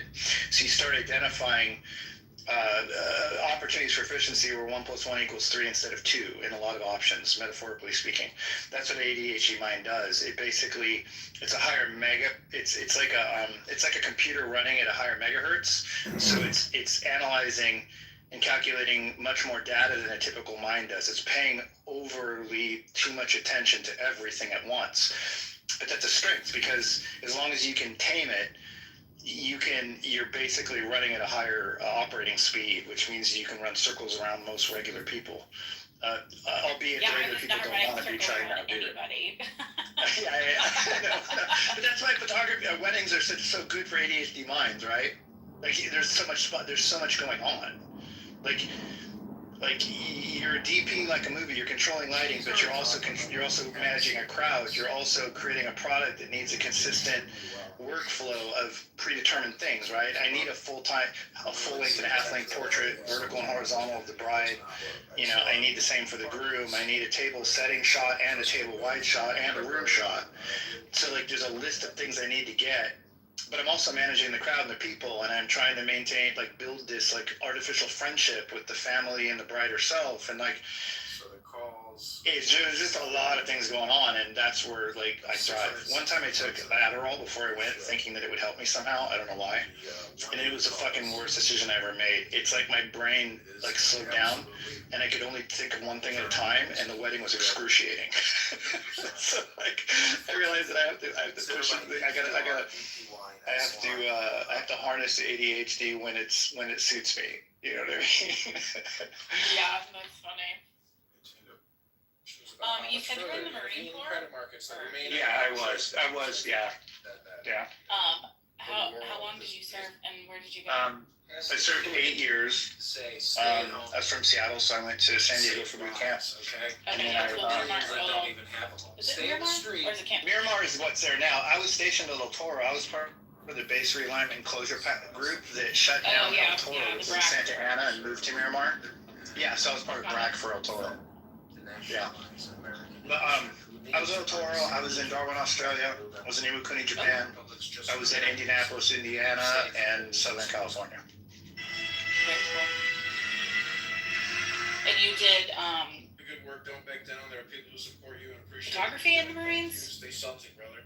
Yeah, I was a combat photojournalist, so my job was actually Jokers from Full Metal Jacket, but I served the same job, but I served 92 to 2000, which was, I came in 12 months after the Gulf War, and I got out 12 months before 9/11, so I basically was trained in print journalism, public relations, broadcast journalism, radio and television for overseas, and then I ended up being a journalist for the base newspapers and magazines and stuff for 4 years. In the second 4 years, I was a public relations specialist for the headquarters and headquarters squadron, where I did basically a media liaison. I was at El Toro. I actually worked with Hollywood a lot, and I was a liaison for Tustin and El Toro that would coordinate whenever Hollywood was filming movies and stuff. I would kind of like be the person to coordinate the Marine Corps' interaction with the movie itself. Very cool. Which is kind of how I got into movie and television film later, and then I started shooting for that kind of stuff later in my career, because I had a pretty good understanding of the industry, and I just kind of like stepped into it and got a job right away on a TV show. And so that kind of moved me that direction after a while. But in between that, I worked for Home Depot Corporate, and I was visual merchant designing interiors of the stores, and I was art directing things. So I got like the client end of it experience, and then I went back and got laid off from Home Depot ultimately after 18 years, and I started serving them as a photographer. So I opened a studio and did their photography for them instead of like the agencies we were using before. And then and I did weddings the whole time. Even when I was an executive at Home Depot, I was shooting weddings on weekends. So I have like three lives. I have like this whole military career. I have a whole Home Depot executive like business career at their headquarters. And then I have a whole photography career, and now I'm an electrician because I went to job school 2 years ago to learn how to be a low voltage electrician because I needed something Monday through Friday. So I've had like 4 careers in 50 years, basically. Cool. Yeah, you're kind of cool, Mike, but whatever. So I work for the Navy, but because of the way that it's set up, the Marines are under the Navy. So I support. We're above the Navy. We're above the Navy. They just use us for things. They're just their taxi. That's all. My husband's in the Navy. My dad was in the Navy. I work for the Navy. My mom worked for the Navy. Yeah, but I support Marine projects currently. Oh, cool. Yeah. Did you work at Miramar? No, so we used to live in San Diego. I worked out on Point Loma. And then my husband was stationed in Coronado on one of the carriers when we lived out there, but we live on the East Coast now. Okay. I was just talking earlier about how as a journalist at El Toro, I did a story one time on the SEAL training. Yeah, And I went down to Coronado and spent a week with them, like documenting what they were doing, and that was pretty fun. Yeah, I liked living in San Diego, like being very like fleet facing. Like where I am now, we don't have a lot of. We have like obviously like military bases here, but it's not very like fleet facing. But we are going to move to Norfolk, so we'll be getting a lot of that. San Diego is amazing, isn't it? Oh God, I miss it so much, like so much. I was just like Oh, I know what it was. It was a damn car commercial yesterday, and they're all like on those like highways right along the beach, like. Yeah, Laguna Beach. Gosh, man, I'm just like, damn, I miss living out there. It's just, I don't know, it's just so different. It's wonderful. Did you spend any time in Orange County when you were there, or just San Diego? Did you go a little bit? Like Laguna Beach and Newport Beach and. Yeah. Yeah, I miss those are the places I have in my head. Yeah, like San Clemente, like all. Yeah, I really liked the beach towns and stuff. Like even like Encinitas and Carlsbad and that area was really nice. Yeah. What a time. I'm so glad that I got to live there because my dad grew up in the Hollywood area, and my grandpa is actually buried out at the I forget what the cemetery where all the stars go, whatever that was. Rosecrans Cemetery. Yeah, so yeah. My grandpa is buried out there in San Diego. So it was really cool to like go and live in Southern California because it felt like my dad just has like really deep roots in that area. So it was really, because my mom is from where we live now, so like her family has really deep roots here, and then my dad has really deep roots in Southern California. So it was really cool to go and live there for a few years. One of my vivid memories of first experience with the Navy and the Marine Corps was in boot camp. They sent me to Balboa, which is a big hospital, I think, down there in San Diego. Yeah. And for my wisdom teeth to be pulled off. As soon as I got to boot camp, they identified the need. And they sent me down to Balboa, and I had a Navy corpsman come in and do the job. And I'm so sorry for the interruption. Did you say to get your wisdom teeth taken out? Yeah, all 4 of them in boot camp. That's so super cool that they identified it and were like, nope. That happened to my husband too. He had to get his taken out. Really? They do that. If you don't have it done when you go to boot camp and you need it, they'll do it. And because they don't want you out in the field to have obstructions and stuff. Right. So, it could be a big, But when they do it, they have no fucking sympathy for you because it's a Navy guy and you're in boot camp, Marine Corps boot camp, so he thinks you're like a piece of shit kind of. Well, he treats you like a piece of shit like the drill inspectors do because he doesn't really he just wants to make an experience for you as well. So they did local anesthesia, but not general. And he's and I'm like bitching. I'm like, he injected my gum and I'm like, that hurts. And he's like, suck it up, fucking, you want to be suck it up, bitch. Are you serious? And like, oh yeah, and he's cracking my teeth out of my skull. Like, I remember it vividly. It was like, oh shit. Well, if it makes that easier, my husband went to boot camp in like 12 years ago, and when they were pulling his teeth, it was kind of a similar situation, and apparently one of the teeth got like hooked on to his jawbone, and they were just like going to town on it, and it was just like, here's an 800 milligram ibuprofen, bye. Oh yeah, I got 24 hours of relief, and then it turned out that the day after I had my teeth pulled, we had combat training where we had to physically punch each other with boxing gloves and shit. No. And it was just bad timing. So I had to go. I was already still bleeding from the teeth being pulled. The next thing you know, I'm getting punched for the next. And when you do combat training in the Marine Corps, it's less. I mean, it's a little bit about hand-to-hand combat. But it's different because they're assuming that you're going to be back then. They were assuming you're going to be fighting somebody who's wearing a helmet and a flak jacket, so it's mostly focused on like attacking the face and then getting somebody on the ground so you can stomp on their face. So the one thing they do is there's a lot of people that go to boot camp, they've never been in a fight before, and they're trying to toughen you up. So they take you down to the beach, and they have holes dug in the beach that are deep enough to stand in, and the drill instructors stand around the hole on the outside. and then they stick the two of you in there with boxing gloves and like face protection, which does absolutely nothing basically. And then you're probably like a 4x4 or a 6x, not 9 6x6, 5x5 square. And then you proceed for 30 or 60 seconds to basically punch each other in the face as hard as you can. And all you can do is block your own face. But when you're blocking your face with boxing gloves and someone's punching the boxing gloves, you're basically punching yourself in the face the whole time. Wow. So it's basically about getting your ass kicked.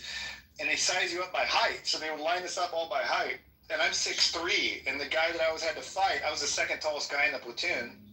And the tallest guy was like 6'6", and he was like a quarterback in football in high school.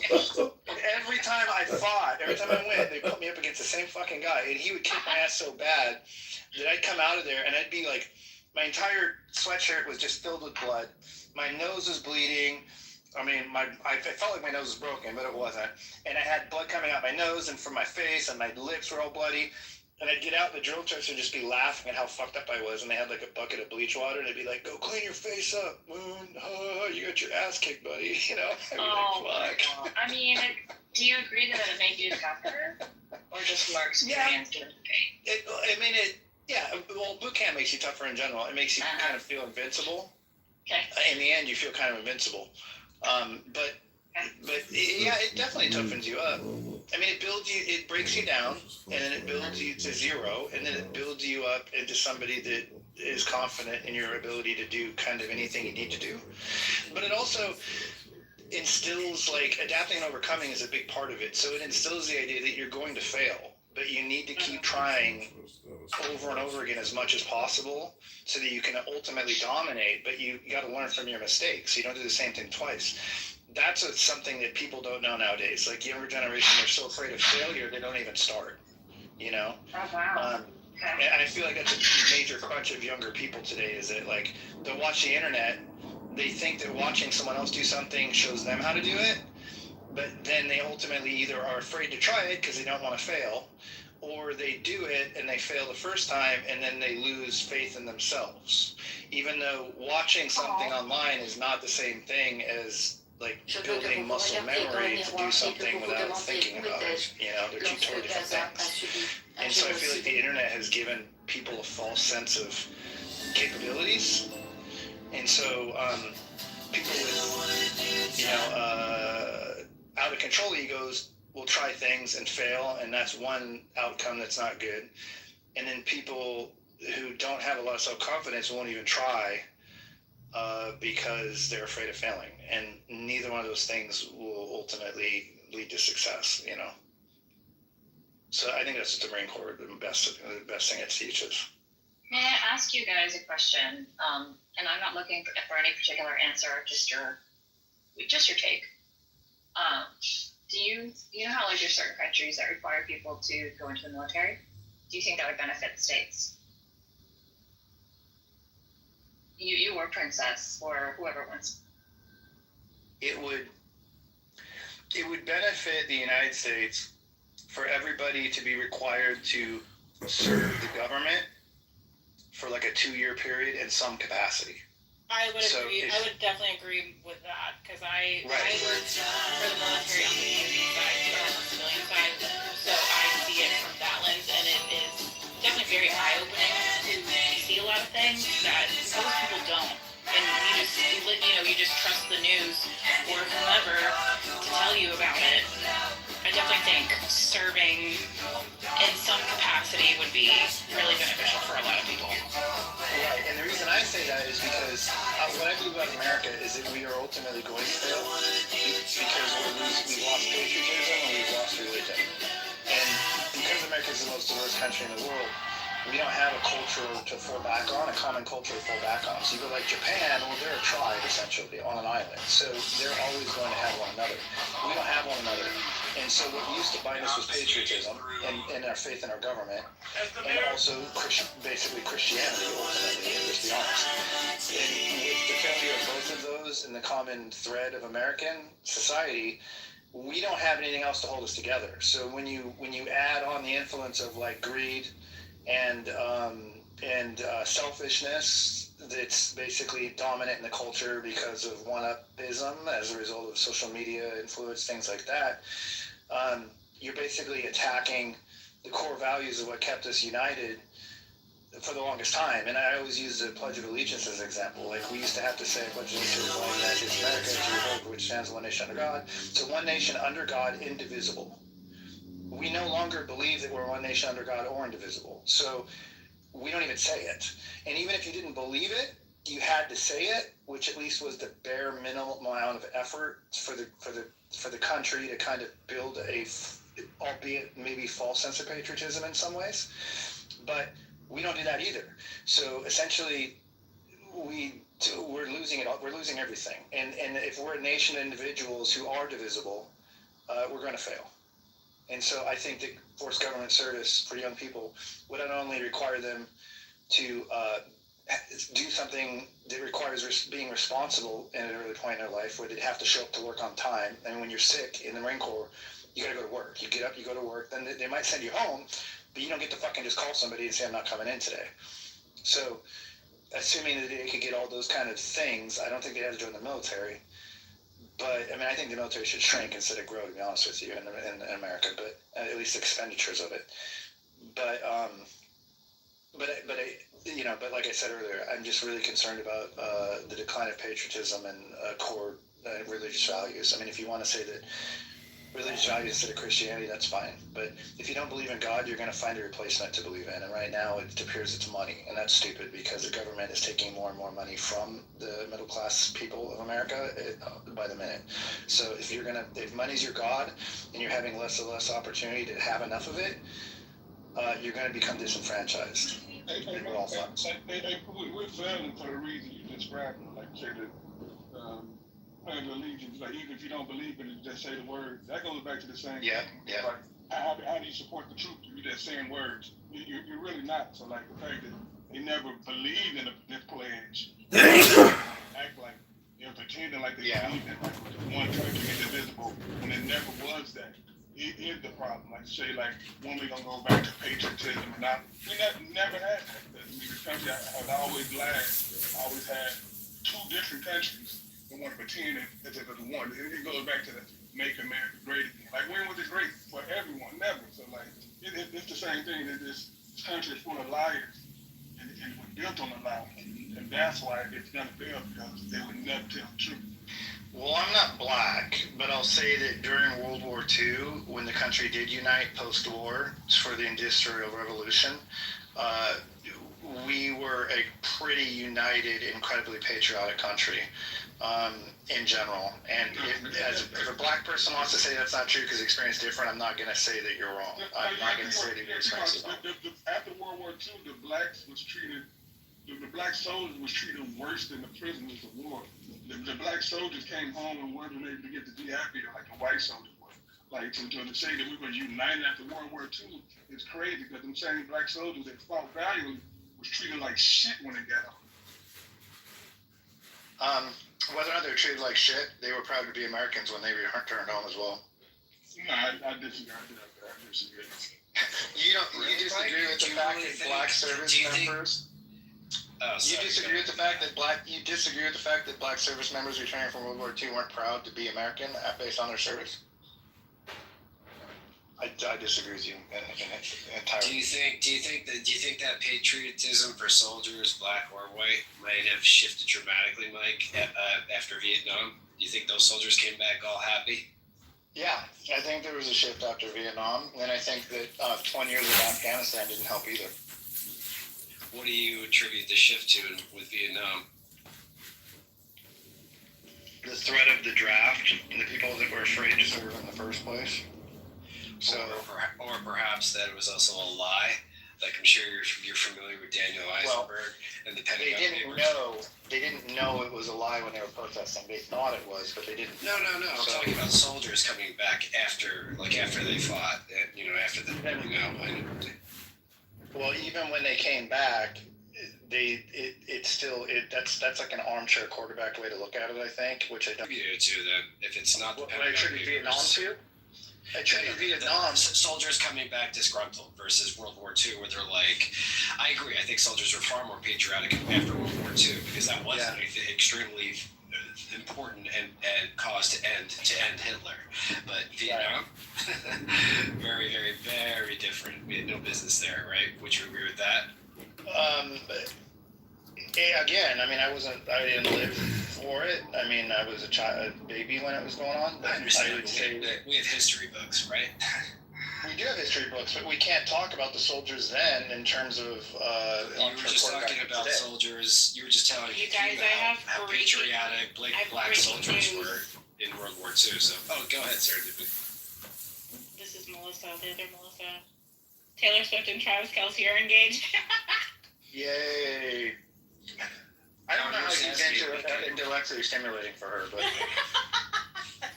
more power to them. But you're saying you're a baby in Vietnam, but you were telling Hakima that black soldiers were coming back after World War II patriotic. So hey, you know what funny moves? Literally while we was talking, I'm driving Uber. I have an older gentleman in the backseat, an older black man. I have no idea who he was.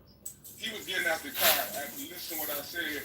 He said, I'm a service member. Man, he had to be like 65, 70. Of course, it wasn't World War II, probably Vietnam. But he said, everything you said is exactly right. I'm like, how would you have time to tell these people that? He's like, no, I don't got time, but you stand up for what you just said, because everything you just said is 100% true. Literally, a Marine just got out of my backseat, so there you go. Well, when that Marine was serving actively, when he was in the service, I guarantee that he didn't look at his fellow Marines like that. And taking action against. But I'm talking about underground much. If somebody comes to, God forbid, rape your mom or something, how would you resist? In your case, would you just watch and just speak and say, don't do this, and not? No, Amir, you don't have to preach to the choir. I understand why all this is happening. I understand the logical and the rationale behind Hamas. That does not necessarily mean that I have to agree with any form of violence. No, I understand. I didn't ask about Hamas much. And just a second, this is the question you should perhaps ask the most notable one of the most notable people of all, which is Jesus Christ. What did Jesus during the shut the fuck up, Abu. What did Jesus say during the Roman Empire, which was I would even argue one of the worst type of empires?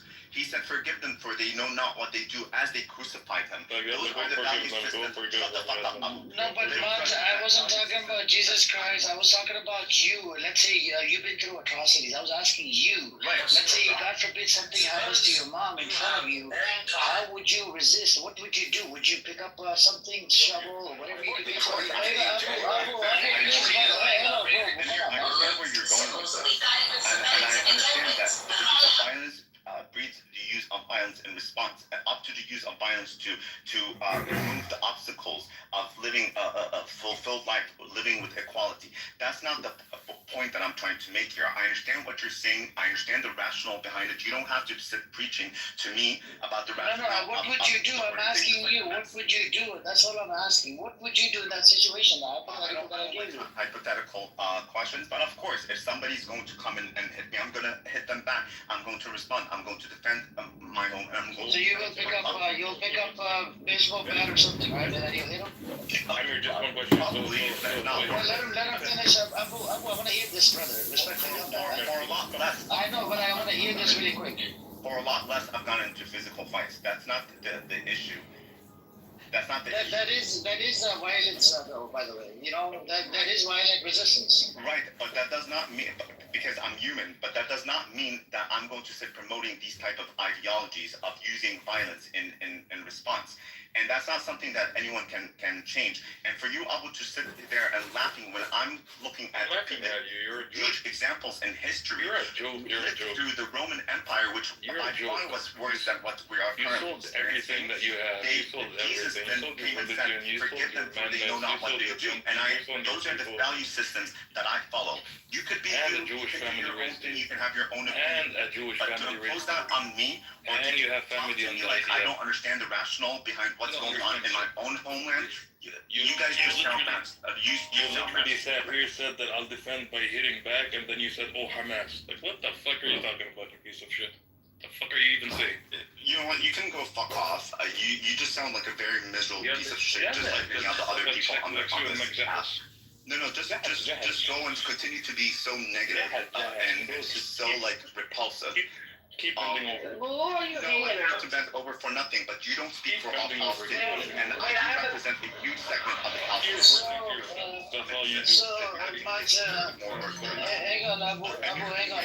I just wanted to come say hi. I wasn't really trying to have. Yeah, thank you for coming. No, I just wondering it up. I come later, but. Abu, you don't represent all Palestinians. You don't represent anything but yourself. No, I do. I represent a huge segment of the Palestinian society who being silenced by people like you who use your voices in a way to intimidate and to silence other Palestinians. It doesn't matter. There is diversity within our society, and it's undermine the diversity within our society. Hang on. Wednesday has a question, please. Go ahead. Hopefully you had that question for dumbass Abu, because I was I'm asking. Continue my life here. I'm asking. Oh my God. Yeah. Los Angeles is something nice stuff. It's way better than a lot of other places, Los Angeles. So anyway, guys, I just wanted to come and say hi, Amir. I would chop your head off, Abu. You wouldn't do a thing. Are you doing shit? I would. Shut the fuck up, you dumbass. So he comes in here preaching against violence. What a fucking scumbag. Preaching against violence and ends with a note, I'll chop your head off. Fucking piss off. He's like, but Hamas. I'll hit them back. He's clearly on his monthly. Yeah. Salam Yes, alaikum. Walaikum salam. I wanted to ask a question. What, like, you know, there are a lot of people say, oh, you know, what is it? Violence begets violence and stuff like that. But I get that. But at some point, when you have did everything that you could do, sometimes to resist, like how I mean, just the way a lot of oppressed people have resisted. It's the last straw. It's the last straw. When you have done everything else possible, and your day-to-day life is still misery, you're still oppressed, you're still being killed. This is the last straw. So it's not like he makes it seem like all of a sudden it's like in a vacuum. Oh, these are just savages and stuff like that. No, and I hope he wasn't like saying anything about Martin Luther King, because a lot of people do that. And then towards the end of Martin. Go on, sorry. But towards the end of Martin Luther King, and you guys could Google this. He even said, "I feared that I brought my people into a burning house." After he did, his people were given civil rights. So, with regards to what you're saying, these kinds of people want to give up everything, want to give up their weapons. Essentially, what the PA has become, they've given up all their weapons and now they're sitting on their laurels. Bro, he gave up his ass. He gave up his ass. Not only we know he gave up everything. He gave the inside of his ass as well. But that's another story. Oh, yeah. With regards to, but these people, essentially, I do not understand where one side is armed to the teeth and they're expecting the people that are being oppressed to give up the weapons. AK came to the mic with all that pompousness just to go, I'll rest my case.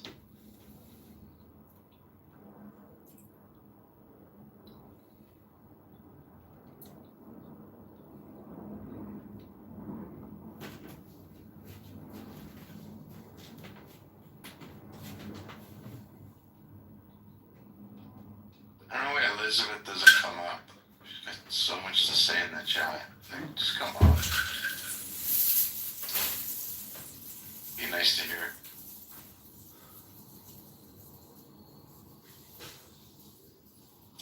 Jacob's gonna donate money.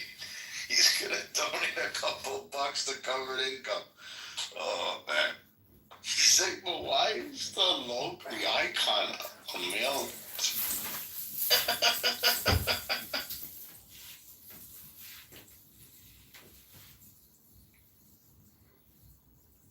He said, is this a serious endeavor? I got killed about this. I'm not laughing anymore because they just came after me. Oh, no. Buttercup, like tried to character assassinate Grace this morning over this. But didn't care what the message was. I played that video, didn't give a fuck that teams are getting beat up, getting held hostage, getting fucking kidnapped in their own universities.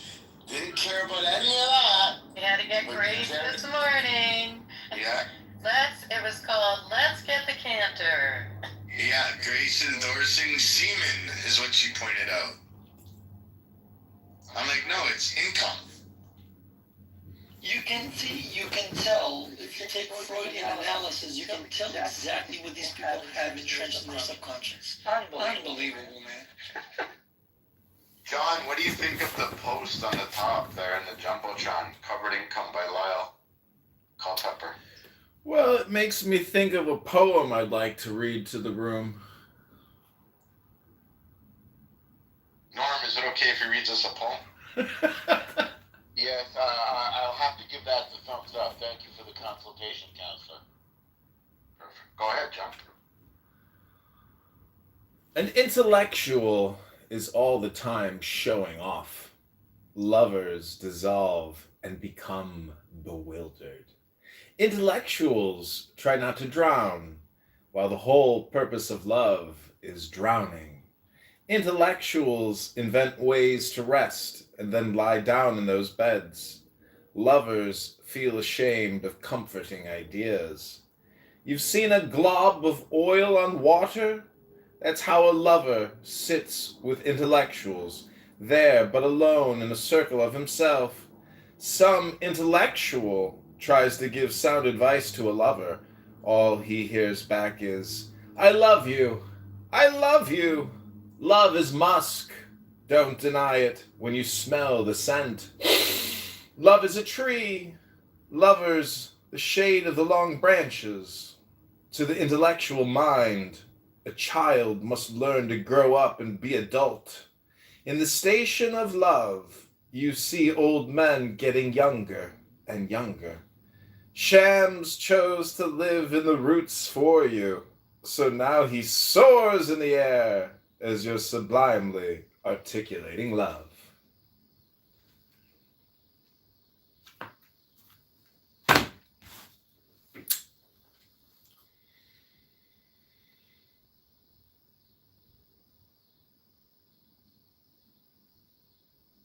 Looks like Bibi missed the best parts.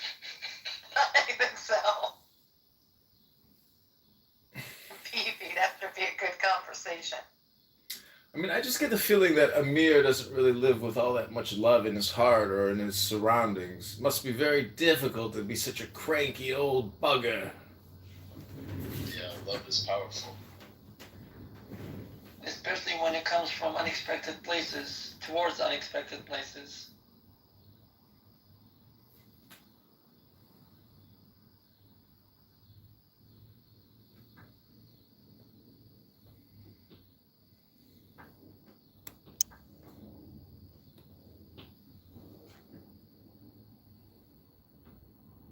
Does he encourage his worshipers to come here at all? Like, I'm not on, today's the longest day I've been on.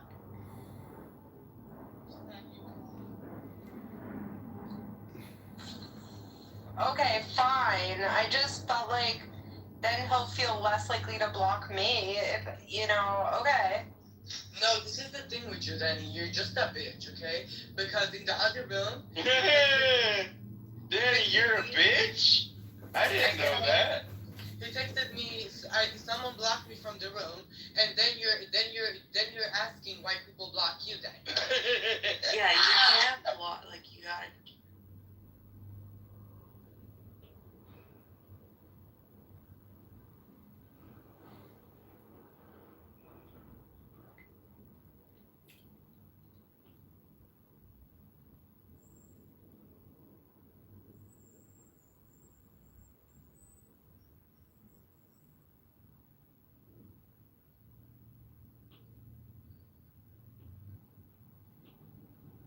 Thanks.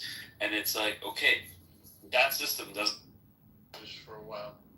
I know it says, and that's what killed me, man. It says at the bottom, Lyle. The group is relatively homogeneous. The blacks as a group, because of the experience, it's relatively homogeneous. It's just a game. I stopped reading. Finally figured out.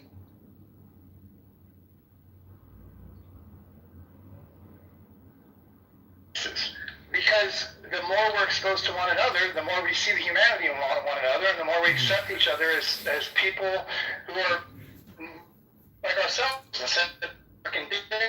but get in a situation 4% one population and 96% the other population, yeah, it's fucking fraught with all kinds of racism and bullshit. Except at the old years, there was a lot of black people, but there was still more white people then. So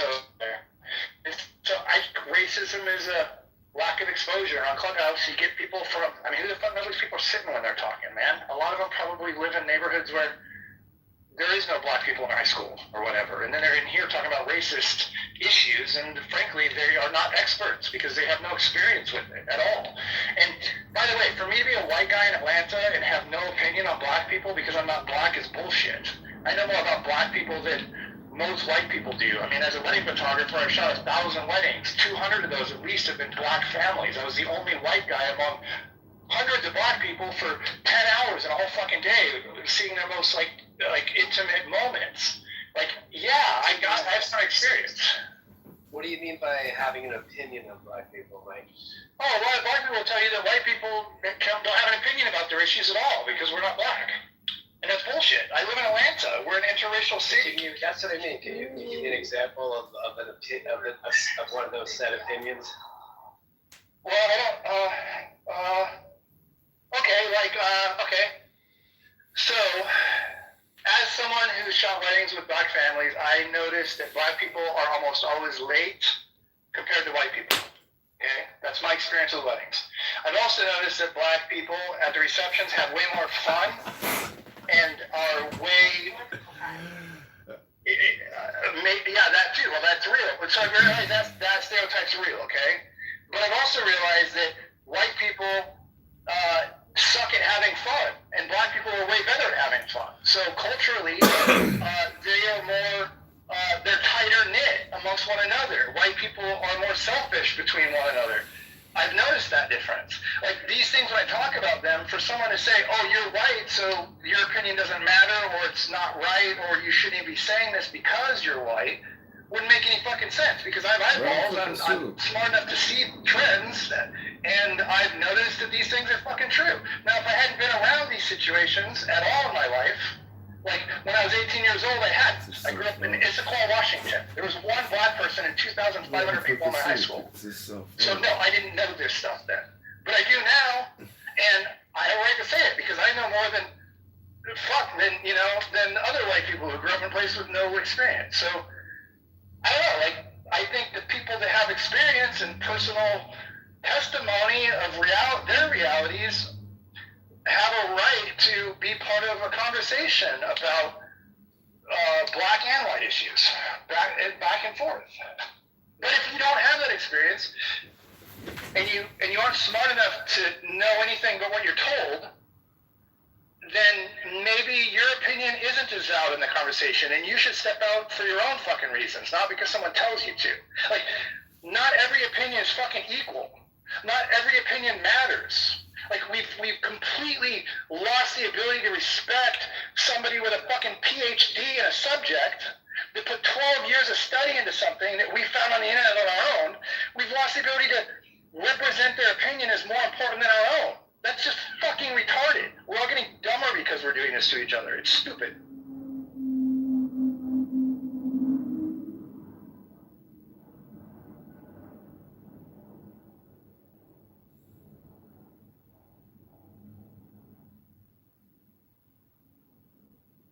It's like arguing with an astronaut about flat Earth, or arguing with a pilot about flat Earth. You're fucking stupid, okay? Arguing with a doctor about vaccines? Well, you're not as stupid as the former, but it's not a very bright thing to do, considering they put thousands of hours into their craft, and you, I don't know, hang light bulbs for a living, and you both have access to the internet. Like, what the fuck? You should just appeal to authority. No, it's not. No, let me make that straight, Akima. Go look at the definition of appeal to authority. Appeal to authority only applies when the person actually isn't relevant as a subject matter expert. Believing a subject matter expert is not appeal to authority. You can look at the definition. I'll read it to you if you want to, but go look at it yourself. Read it through the lens of whether or not you're dealing with a subject matter expert. I'm not upset. I'm walking around. No, I'm not. You can gaslight the room that I'm upset, but I'm not. Passion is not anger at all. I'm talking about something that is important to me. So you can categorize it as race is important. Yeah, race is important to me because I'm a race. There's been plenty of passionate and raised voices because of something that people feel very strongly about. And I think it's encouraged here. It doesn't break a rule if you're not interrupting. It doesn't break a rule if you're being respectful, things like that. And that's what these things are for, is to share these conversations.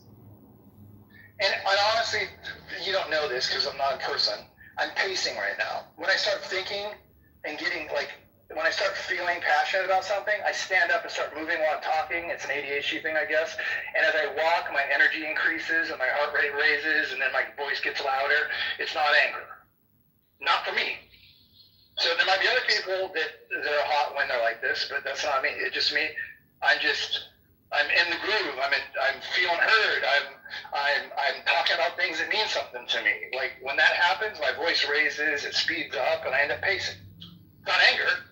If I was anger, I'd be like punching a wall and leaving the freaking room or something. Political spectrum in the United States, which is what we're talking about. Thank you. The vast majority of Jews are liberal, and they make up the Democratic Party. If you look at the leadership in Congress and in state legislatures, 90 to 95% of the Jewish representatives are Democrats, and 90 to 95% of the blacks are Democrats. Not just politically. I think what he's saying is like lifestyle, culturally. Like, how's their family structure? You say it's more liberal. No, it's no. Exactly. See, what I'm saying is that you preach liberalism to everyone else, right? What percentage of Jews? You know, practice conservative values in your own personal life, and that's what percentage of Jews? There are 7 million Jews in the United States. Those values, and that's why you guys are so powerful. Even though this is what you don't seem to understand. This is what you don't understand. There are 7 million Jews in the United States right now. Okay, most of them live in the New York City area. Out of those 7 million Jews, only 10% are Orthodox. Only 10%.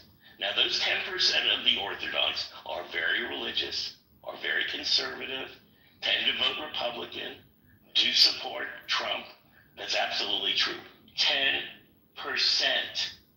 10%. Only 50% of Jews actually belong to a synagogue. Okay? And only like 30% ever go to a synagogue in the first place. So no, you don't seem to understand what you think Jewish is a religion. No, it's not. It's an ethno. It's a different ball of wax. Are we a race? No, we're multiracial, but we are a specific ethnic group and nationality. We're not just a religion. I'm an atheist Jew who doesn't belong to a temple, but who does go to the temple periodically and celebrates the holidays. So where do you get that? We're our own animal. It's you can't compare it. And to say that there's conservative, no, the conservative Jewish lifestyle, particularly in the United States, 10% Orthodox. Even in Israel, you would think that there would be more Orthodox in Israel. No. There's maybe 10 to 12% of Israelis are Orthodox. That's it. That's it. So this idea is bullshit. The majority of Jews in the United States are progressive, are moderate to progressive. Almost all are Democrats. And again, it tracks very similar to the Black American population as well.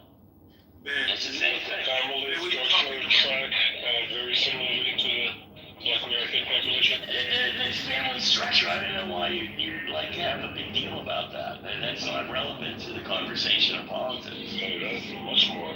No, what? No, it's not. What? Yeah, It's like. Yeah, there's a difference between political conservatism and social conservatism, right?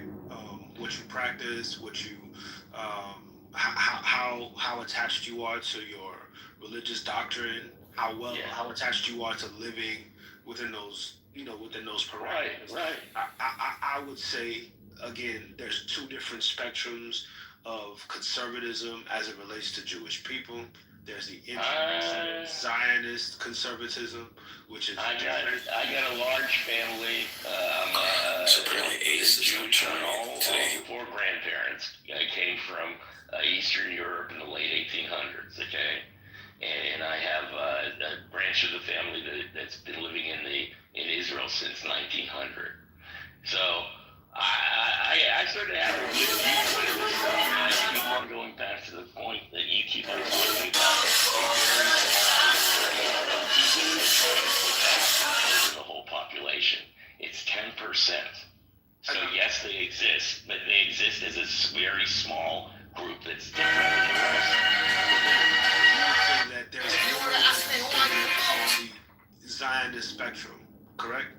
Oh, absolutely. I consider myself, I am a pro-Palestinian Zionist. That's what I am. Awesome. Okay? Because people don't understand the word Zionism. I grew up with the word Zionism. The only thing that Zionism means is that you support the idea that the Jewish people should have a homeland, and not describing what that homeland is, should have some homeland in the area in the Middle East around Jerusalem. That's all it means. That's it. Based on what? That's all it means. That's all it means.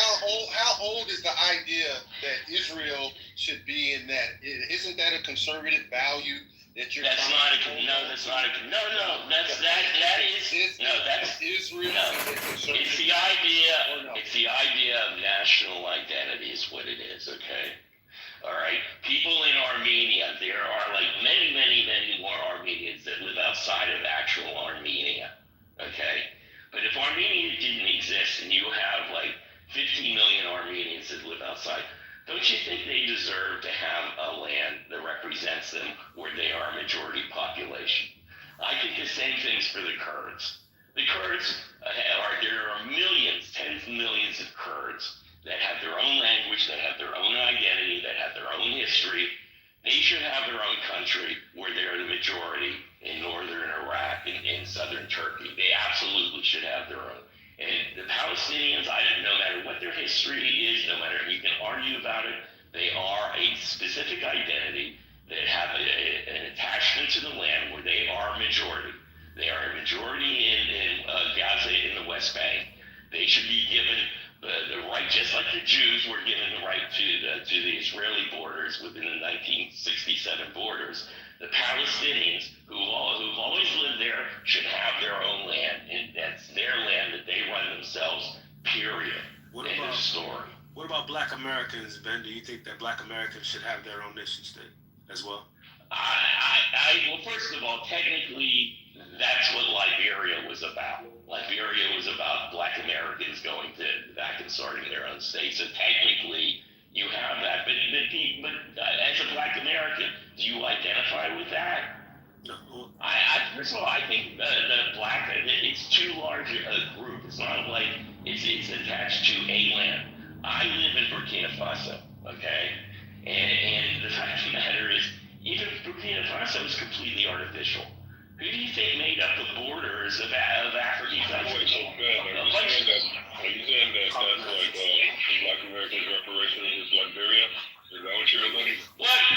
If you want to sit there and say that should Black Americans have a country? That's what you're saying. Just say it with your chest. No. I'm not saying it should be that way. I'm not saying it should be that way. I'm saying is that not why Liberia was created? I think it was was more of a settler colonial project. I think it was a failed attempt to have a settler colonial project on the continent as opposed to a real homeland for Black Americans. In reality, a real homeland for Black Americans would be here. How can you have a homeland for Black Americans when, there's some Black Americans? But first of all, I have to tell you, having lived in Africa for 5 years, the strongest connection to the people here are with their traditional tribes. So I live in Burkina Faso, which is 60% of the Mossi nation, the Mossi people. And there's also the Diala people. There's 51 separate identities, but 60% of them are organized around the Mossi people. The head of the Mossi people, the Naba, have much more power than the president of Burkina Faso. People identify with their identity. They have their own language. It's the Moray language.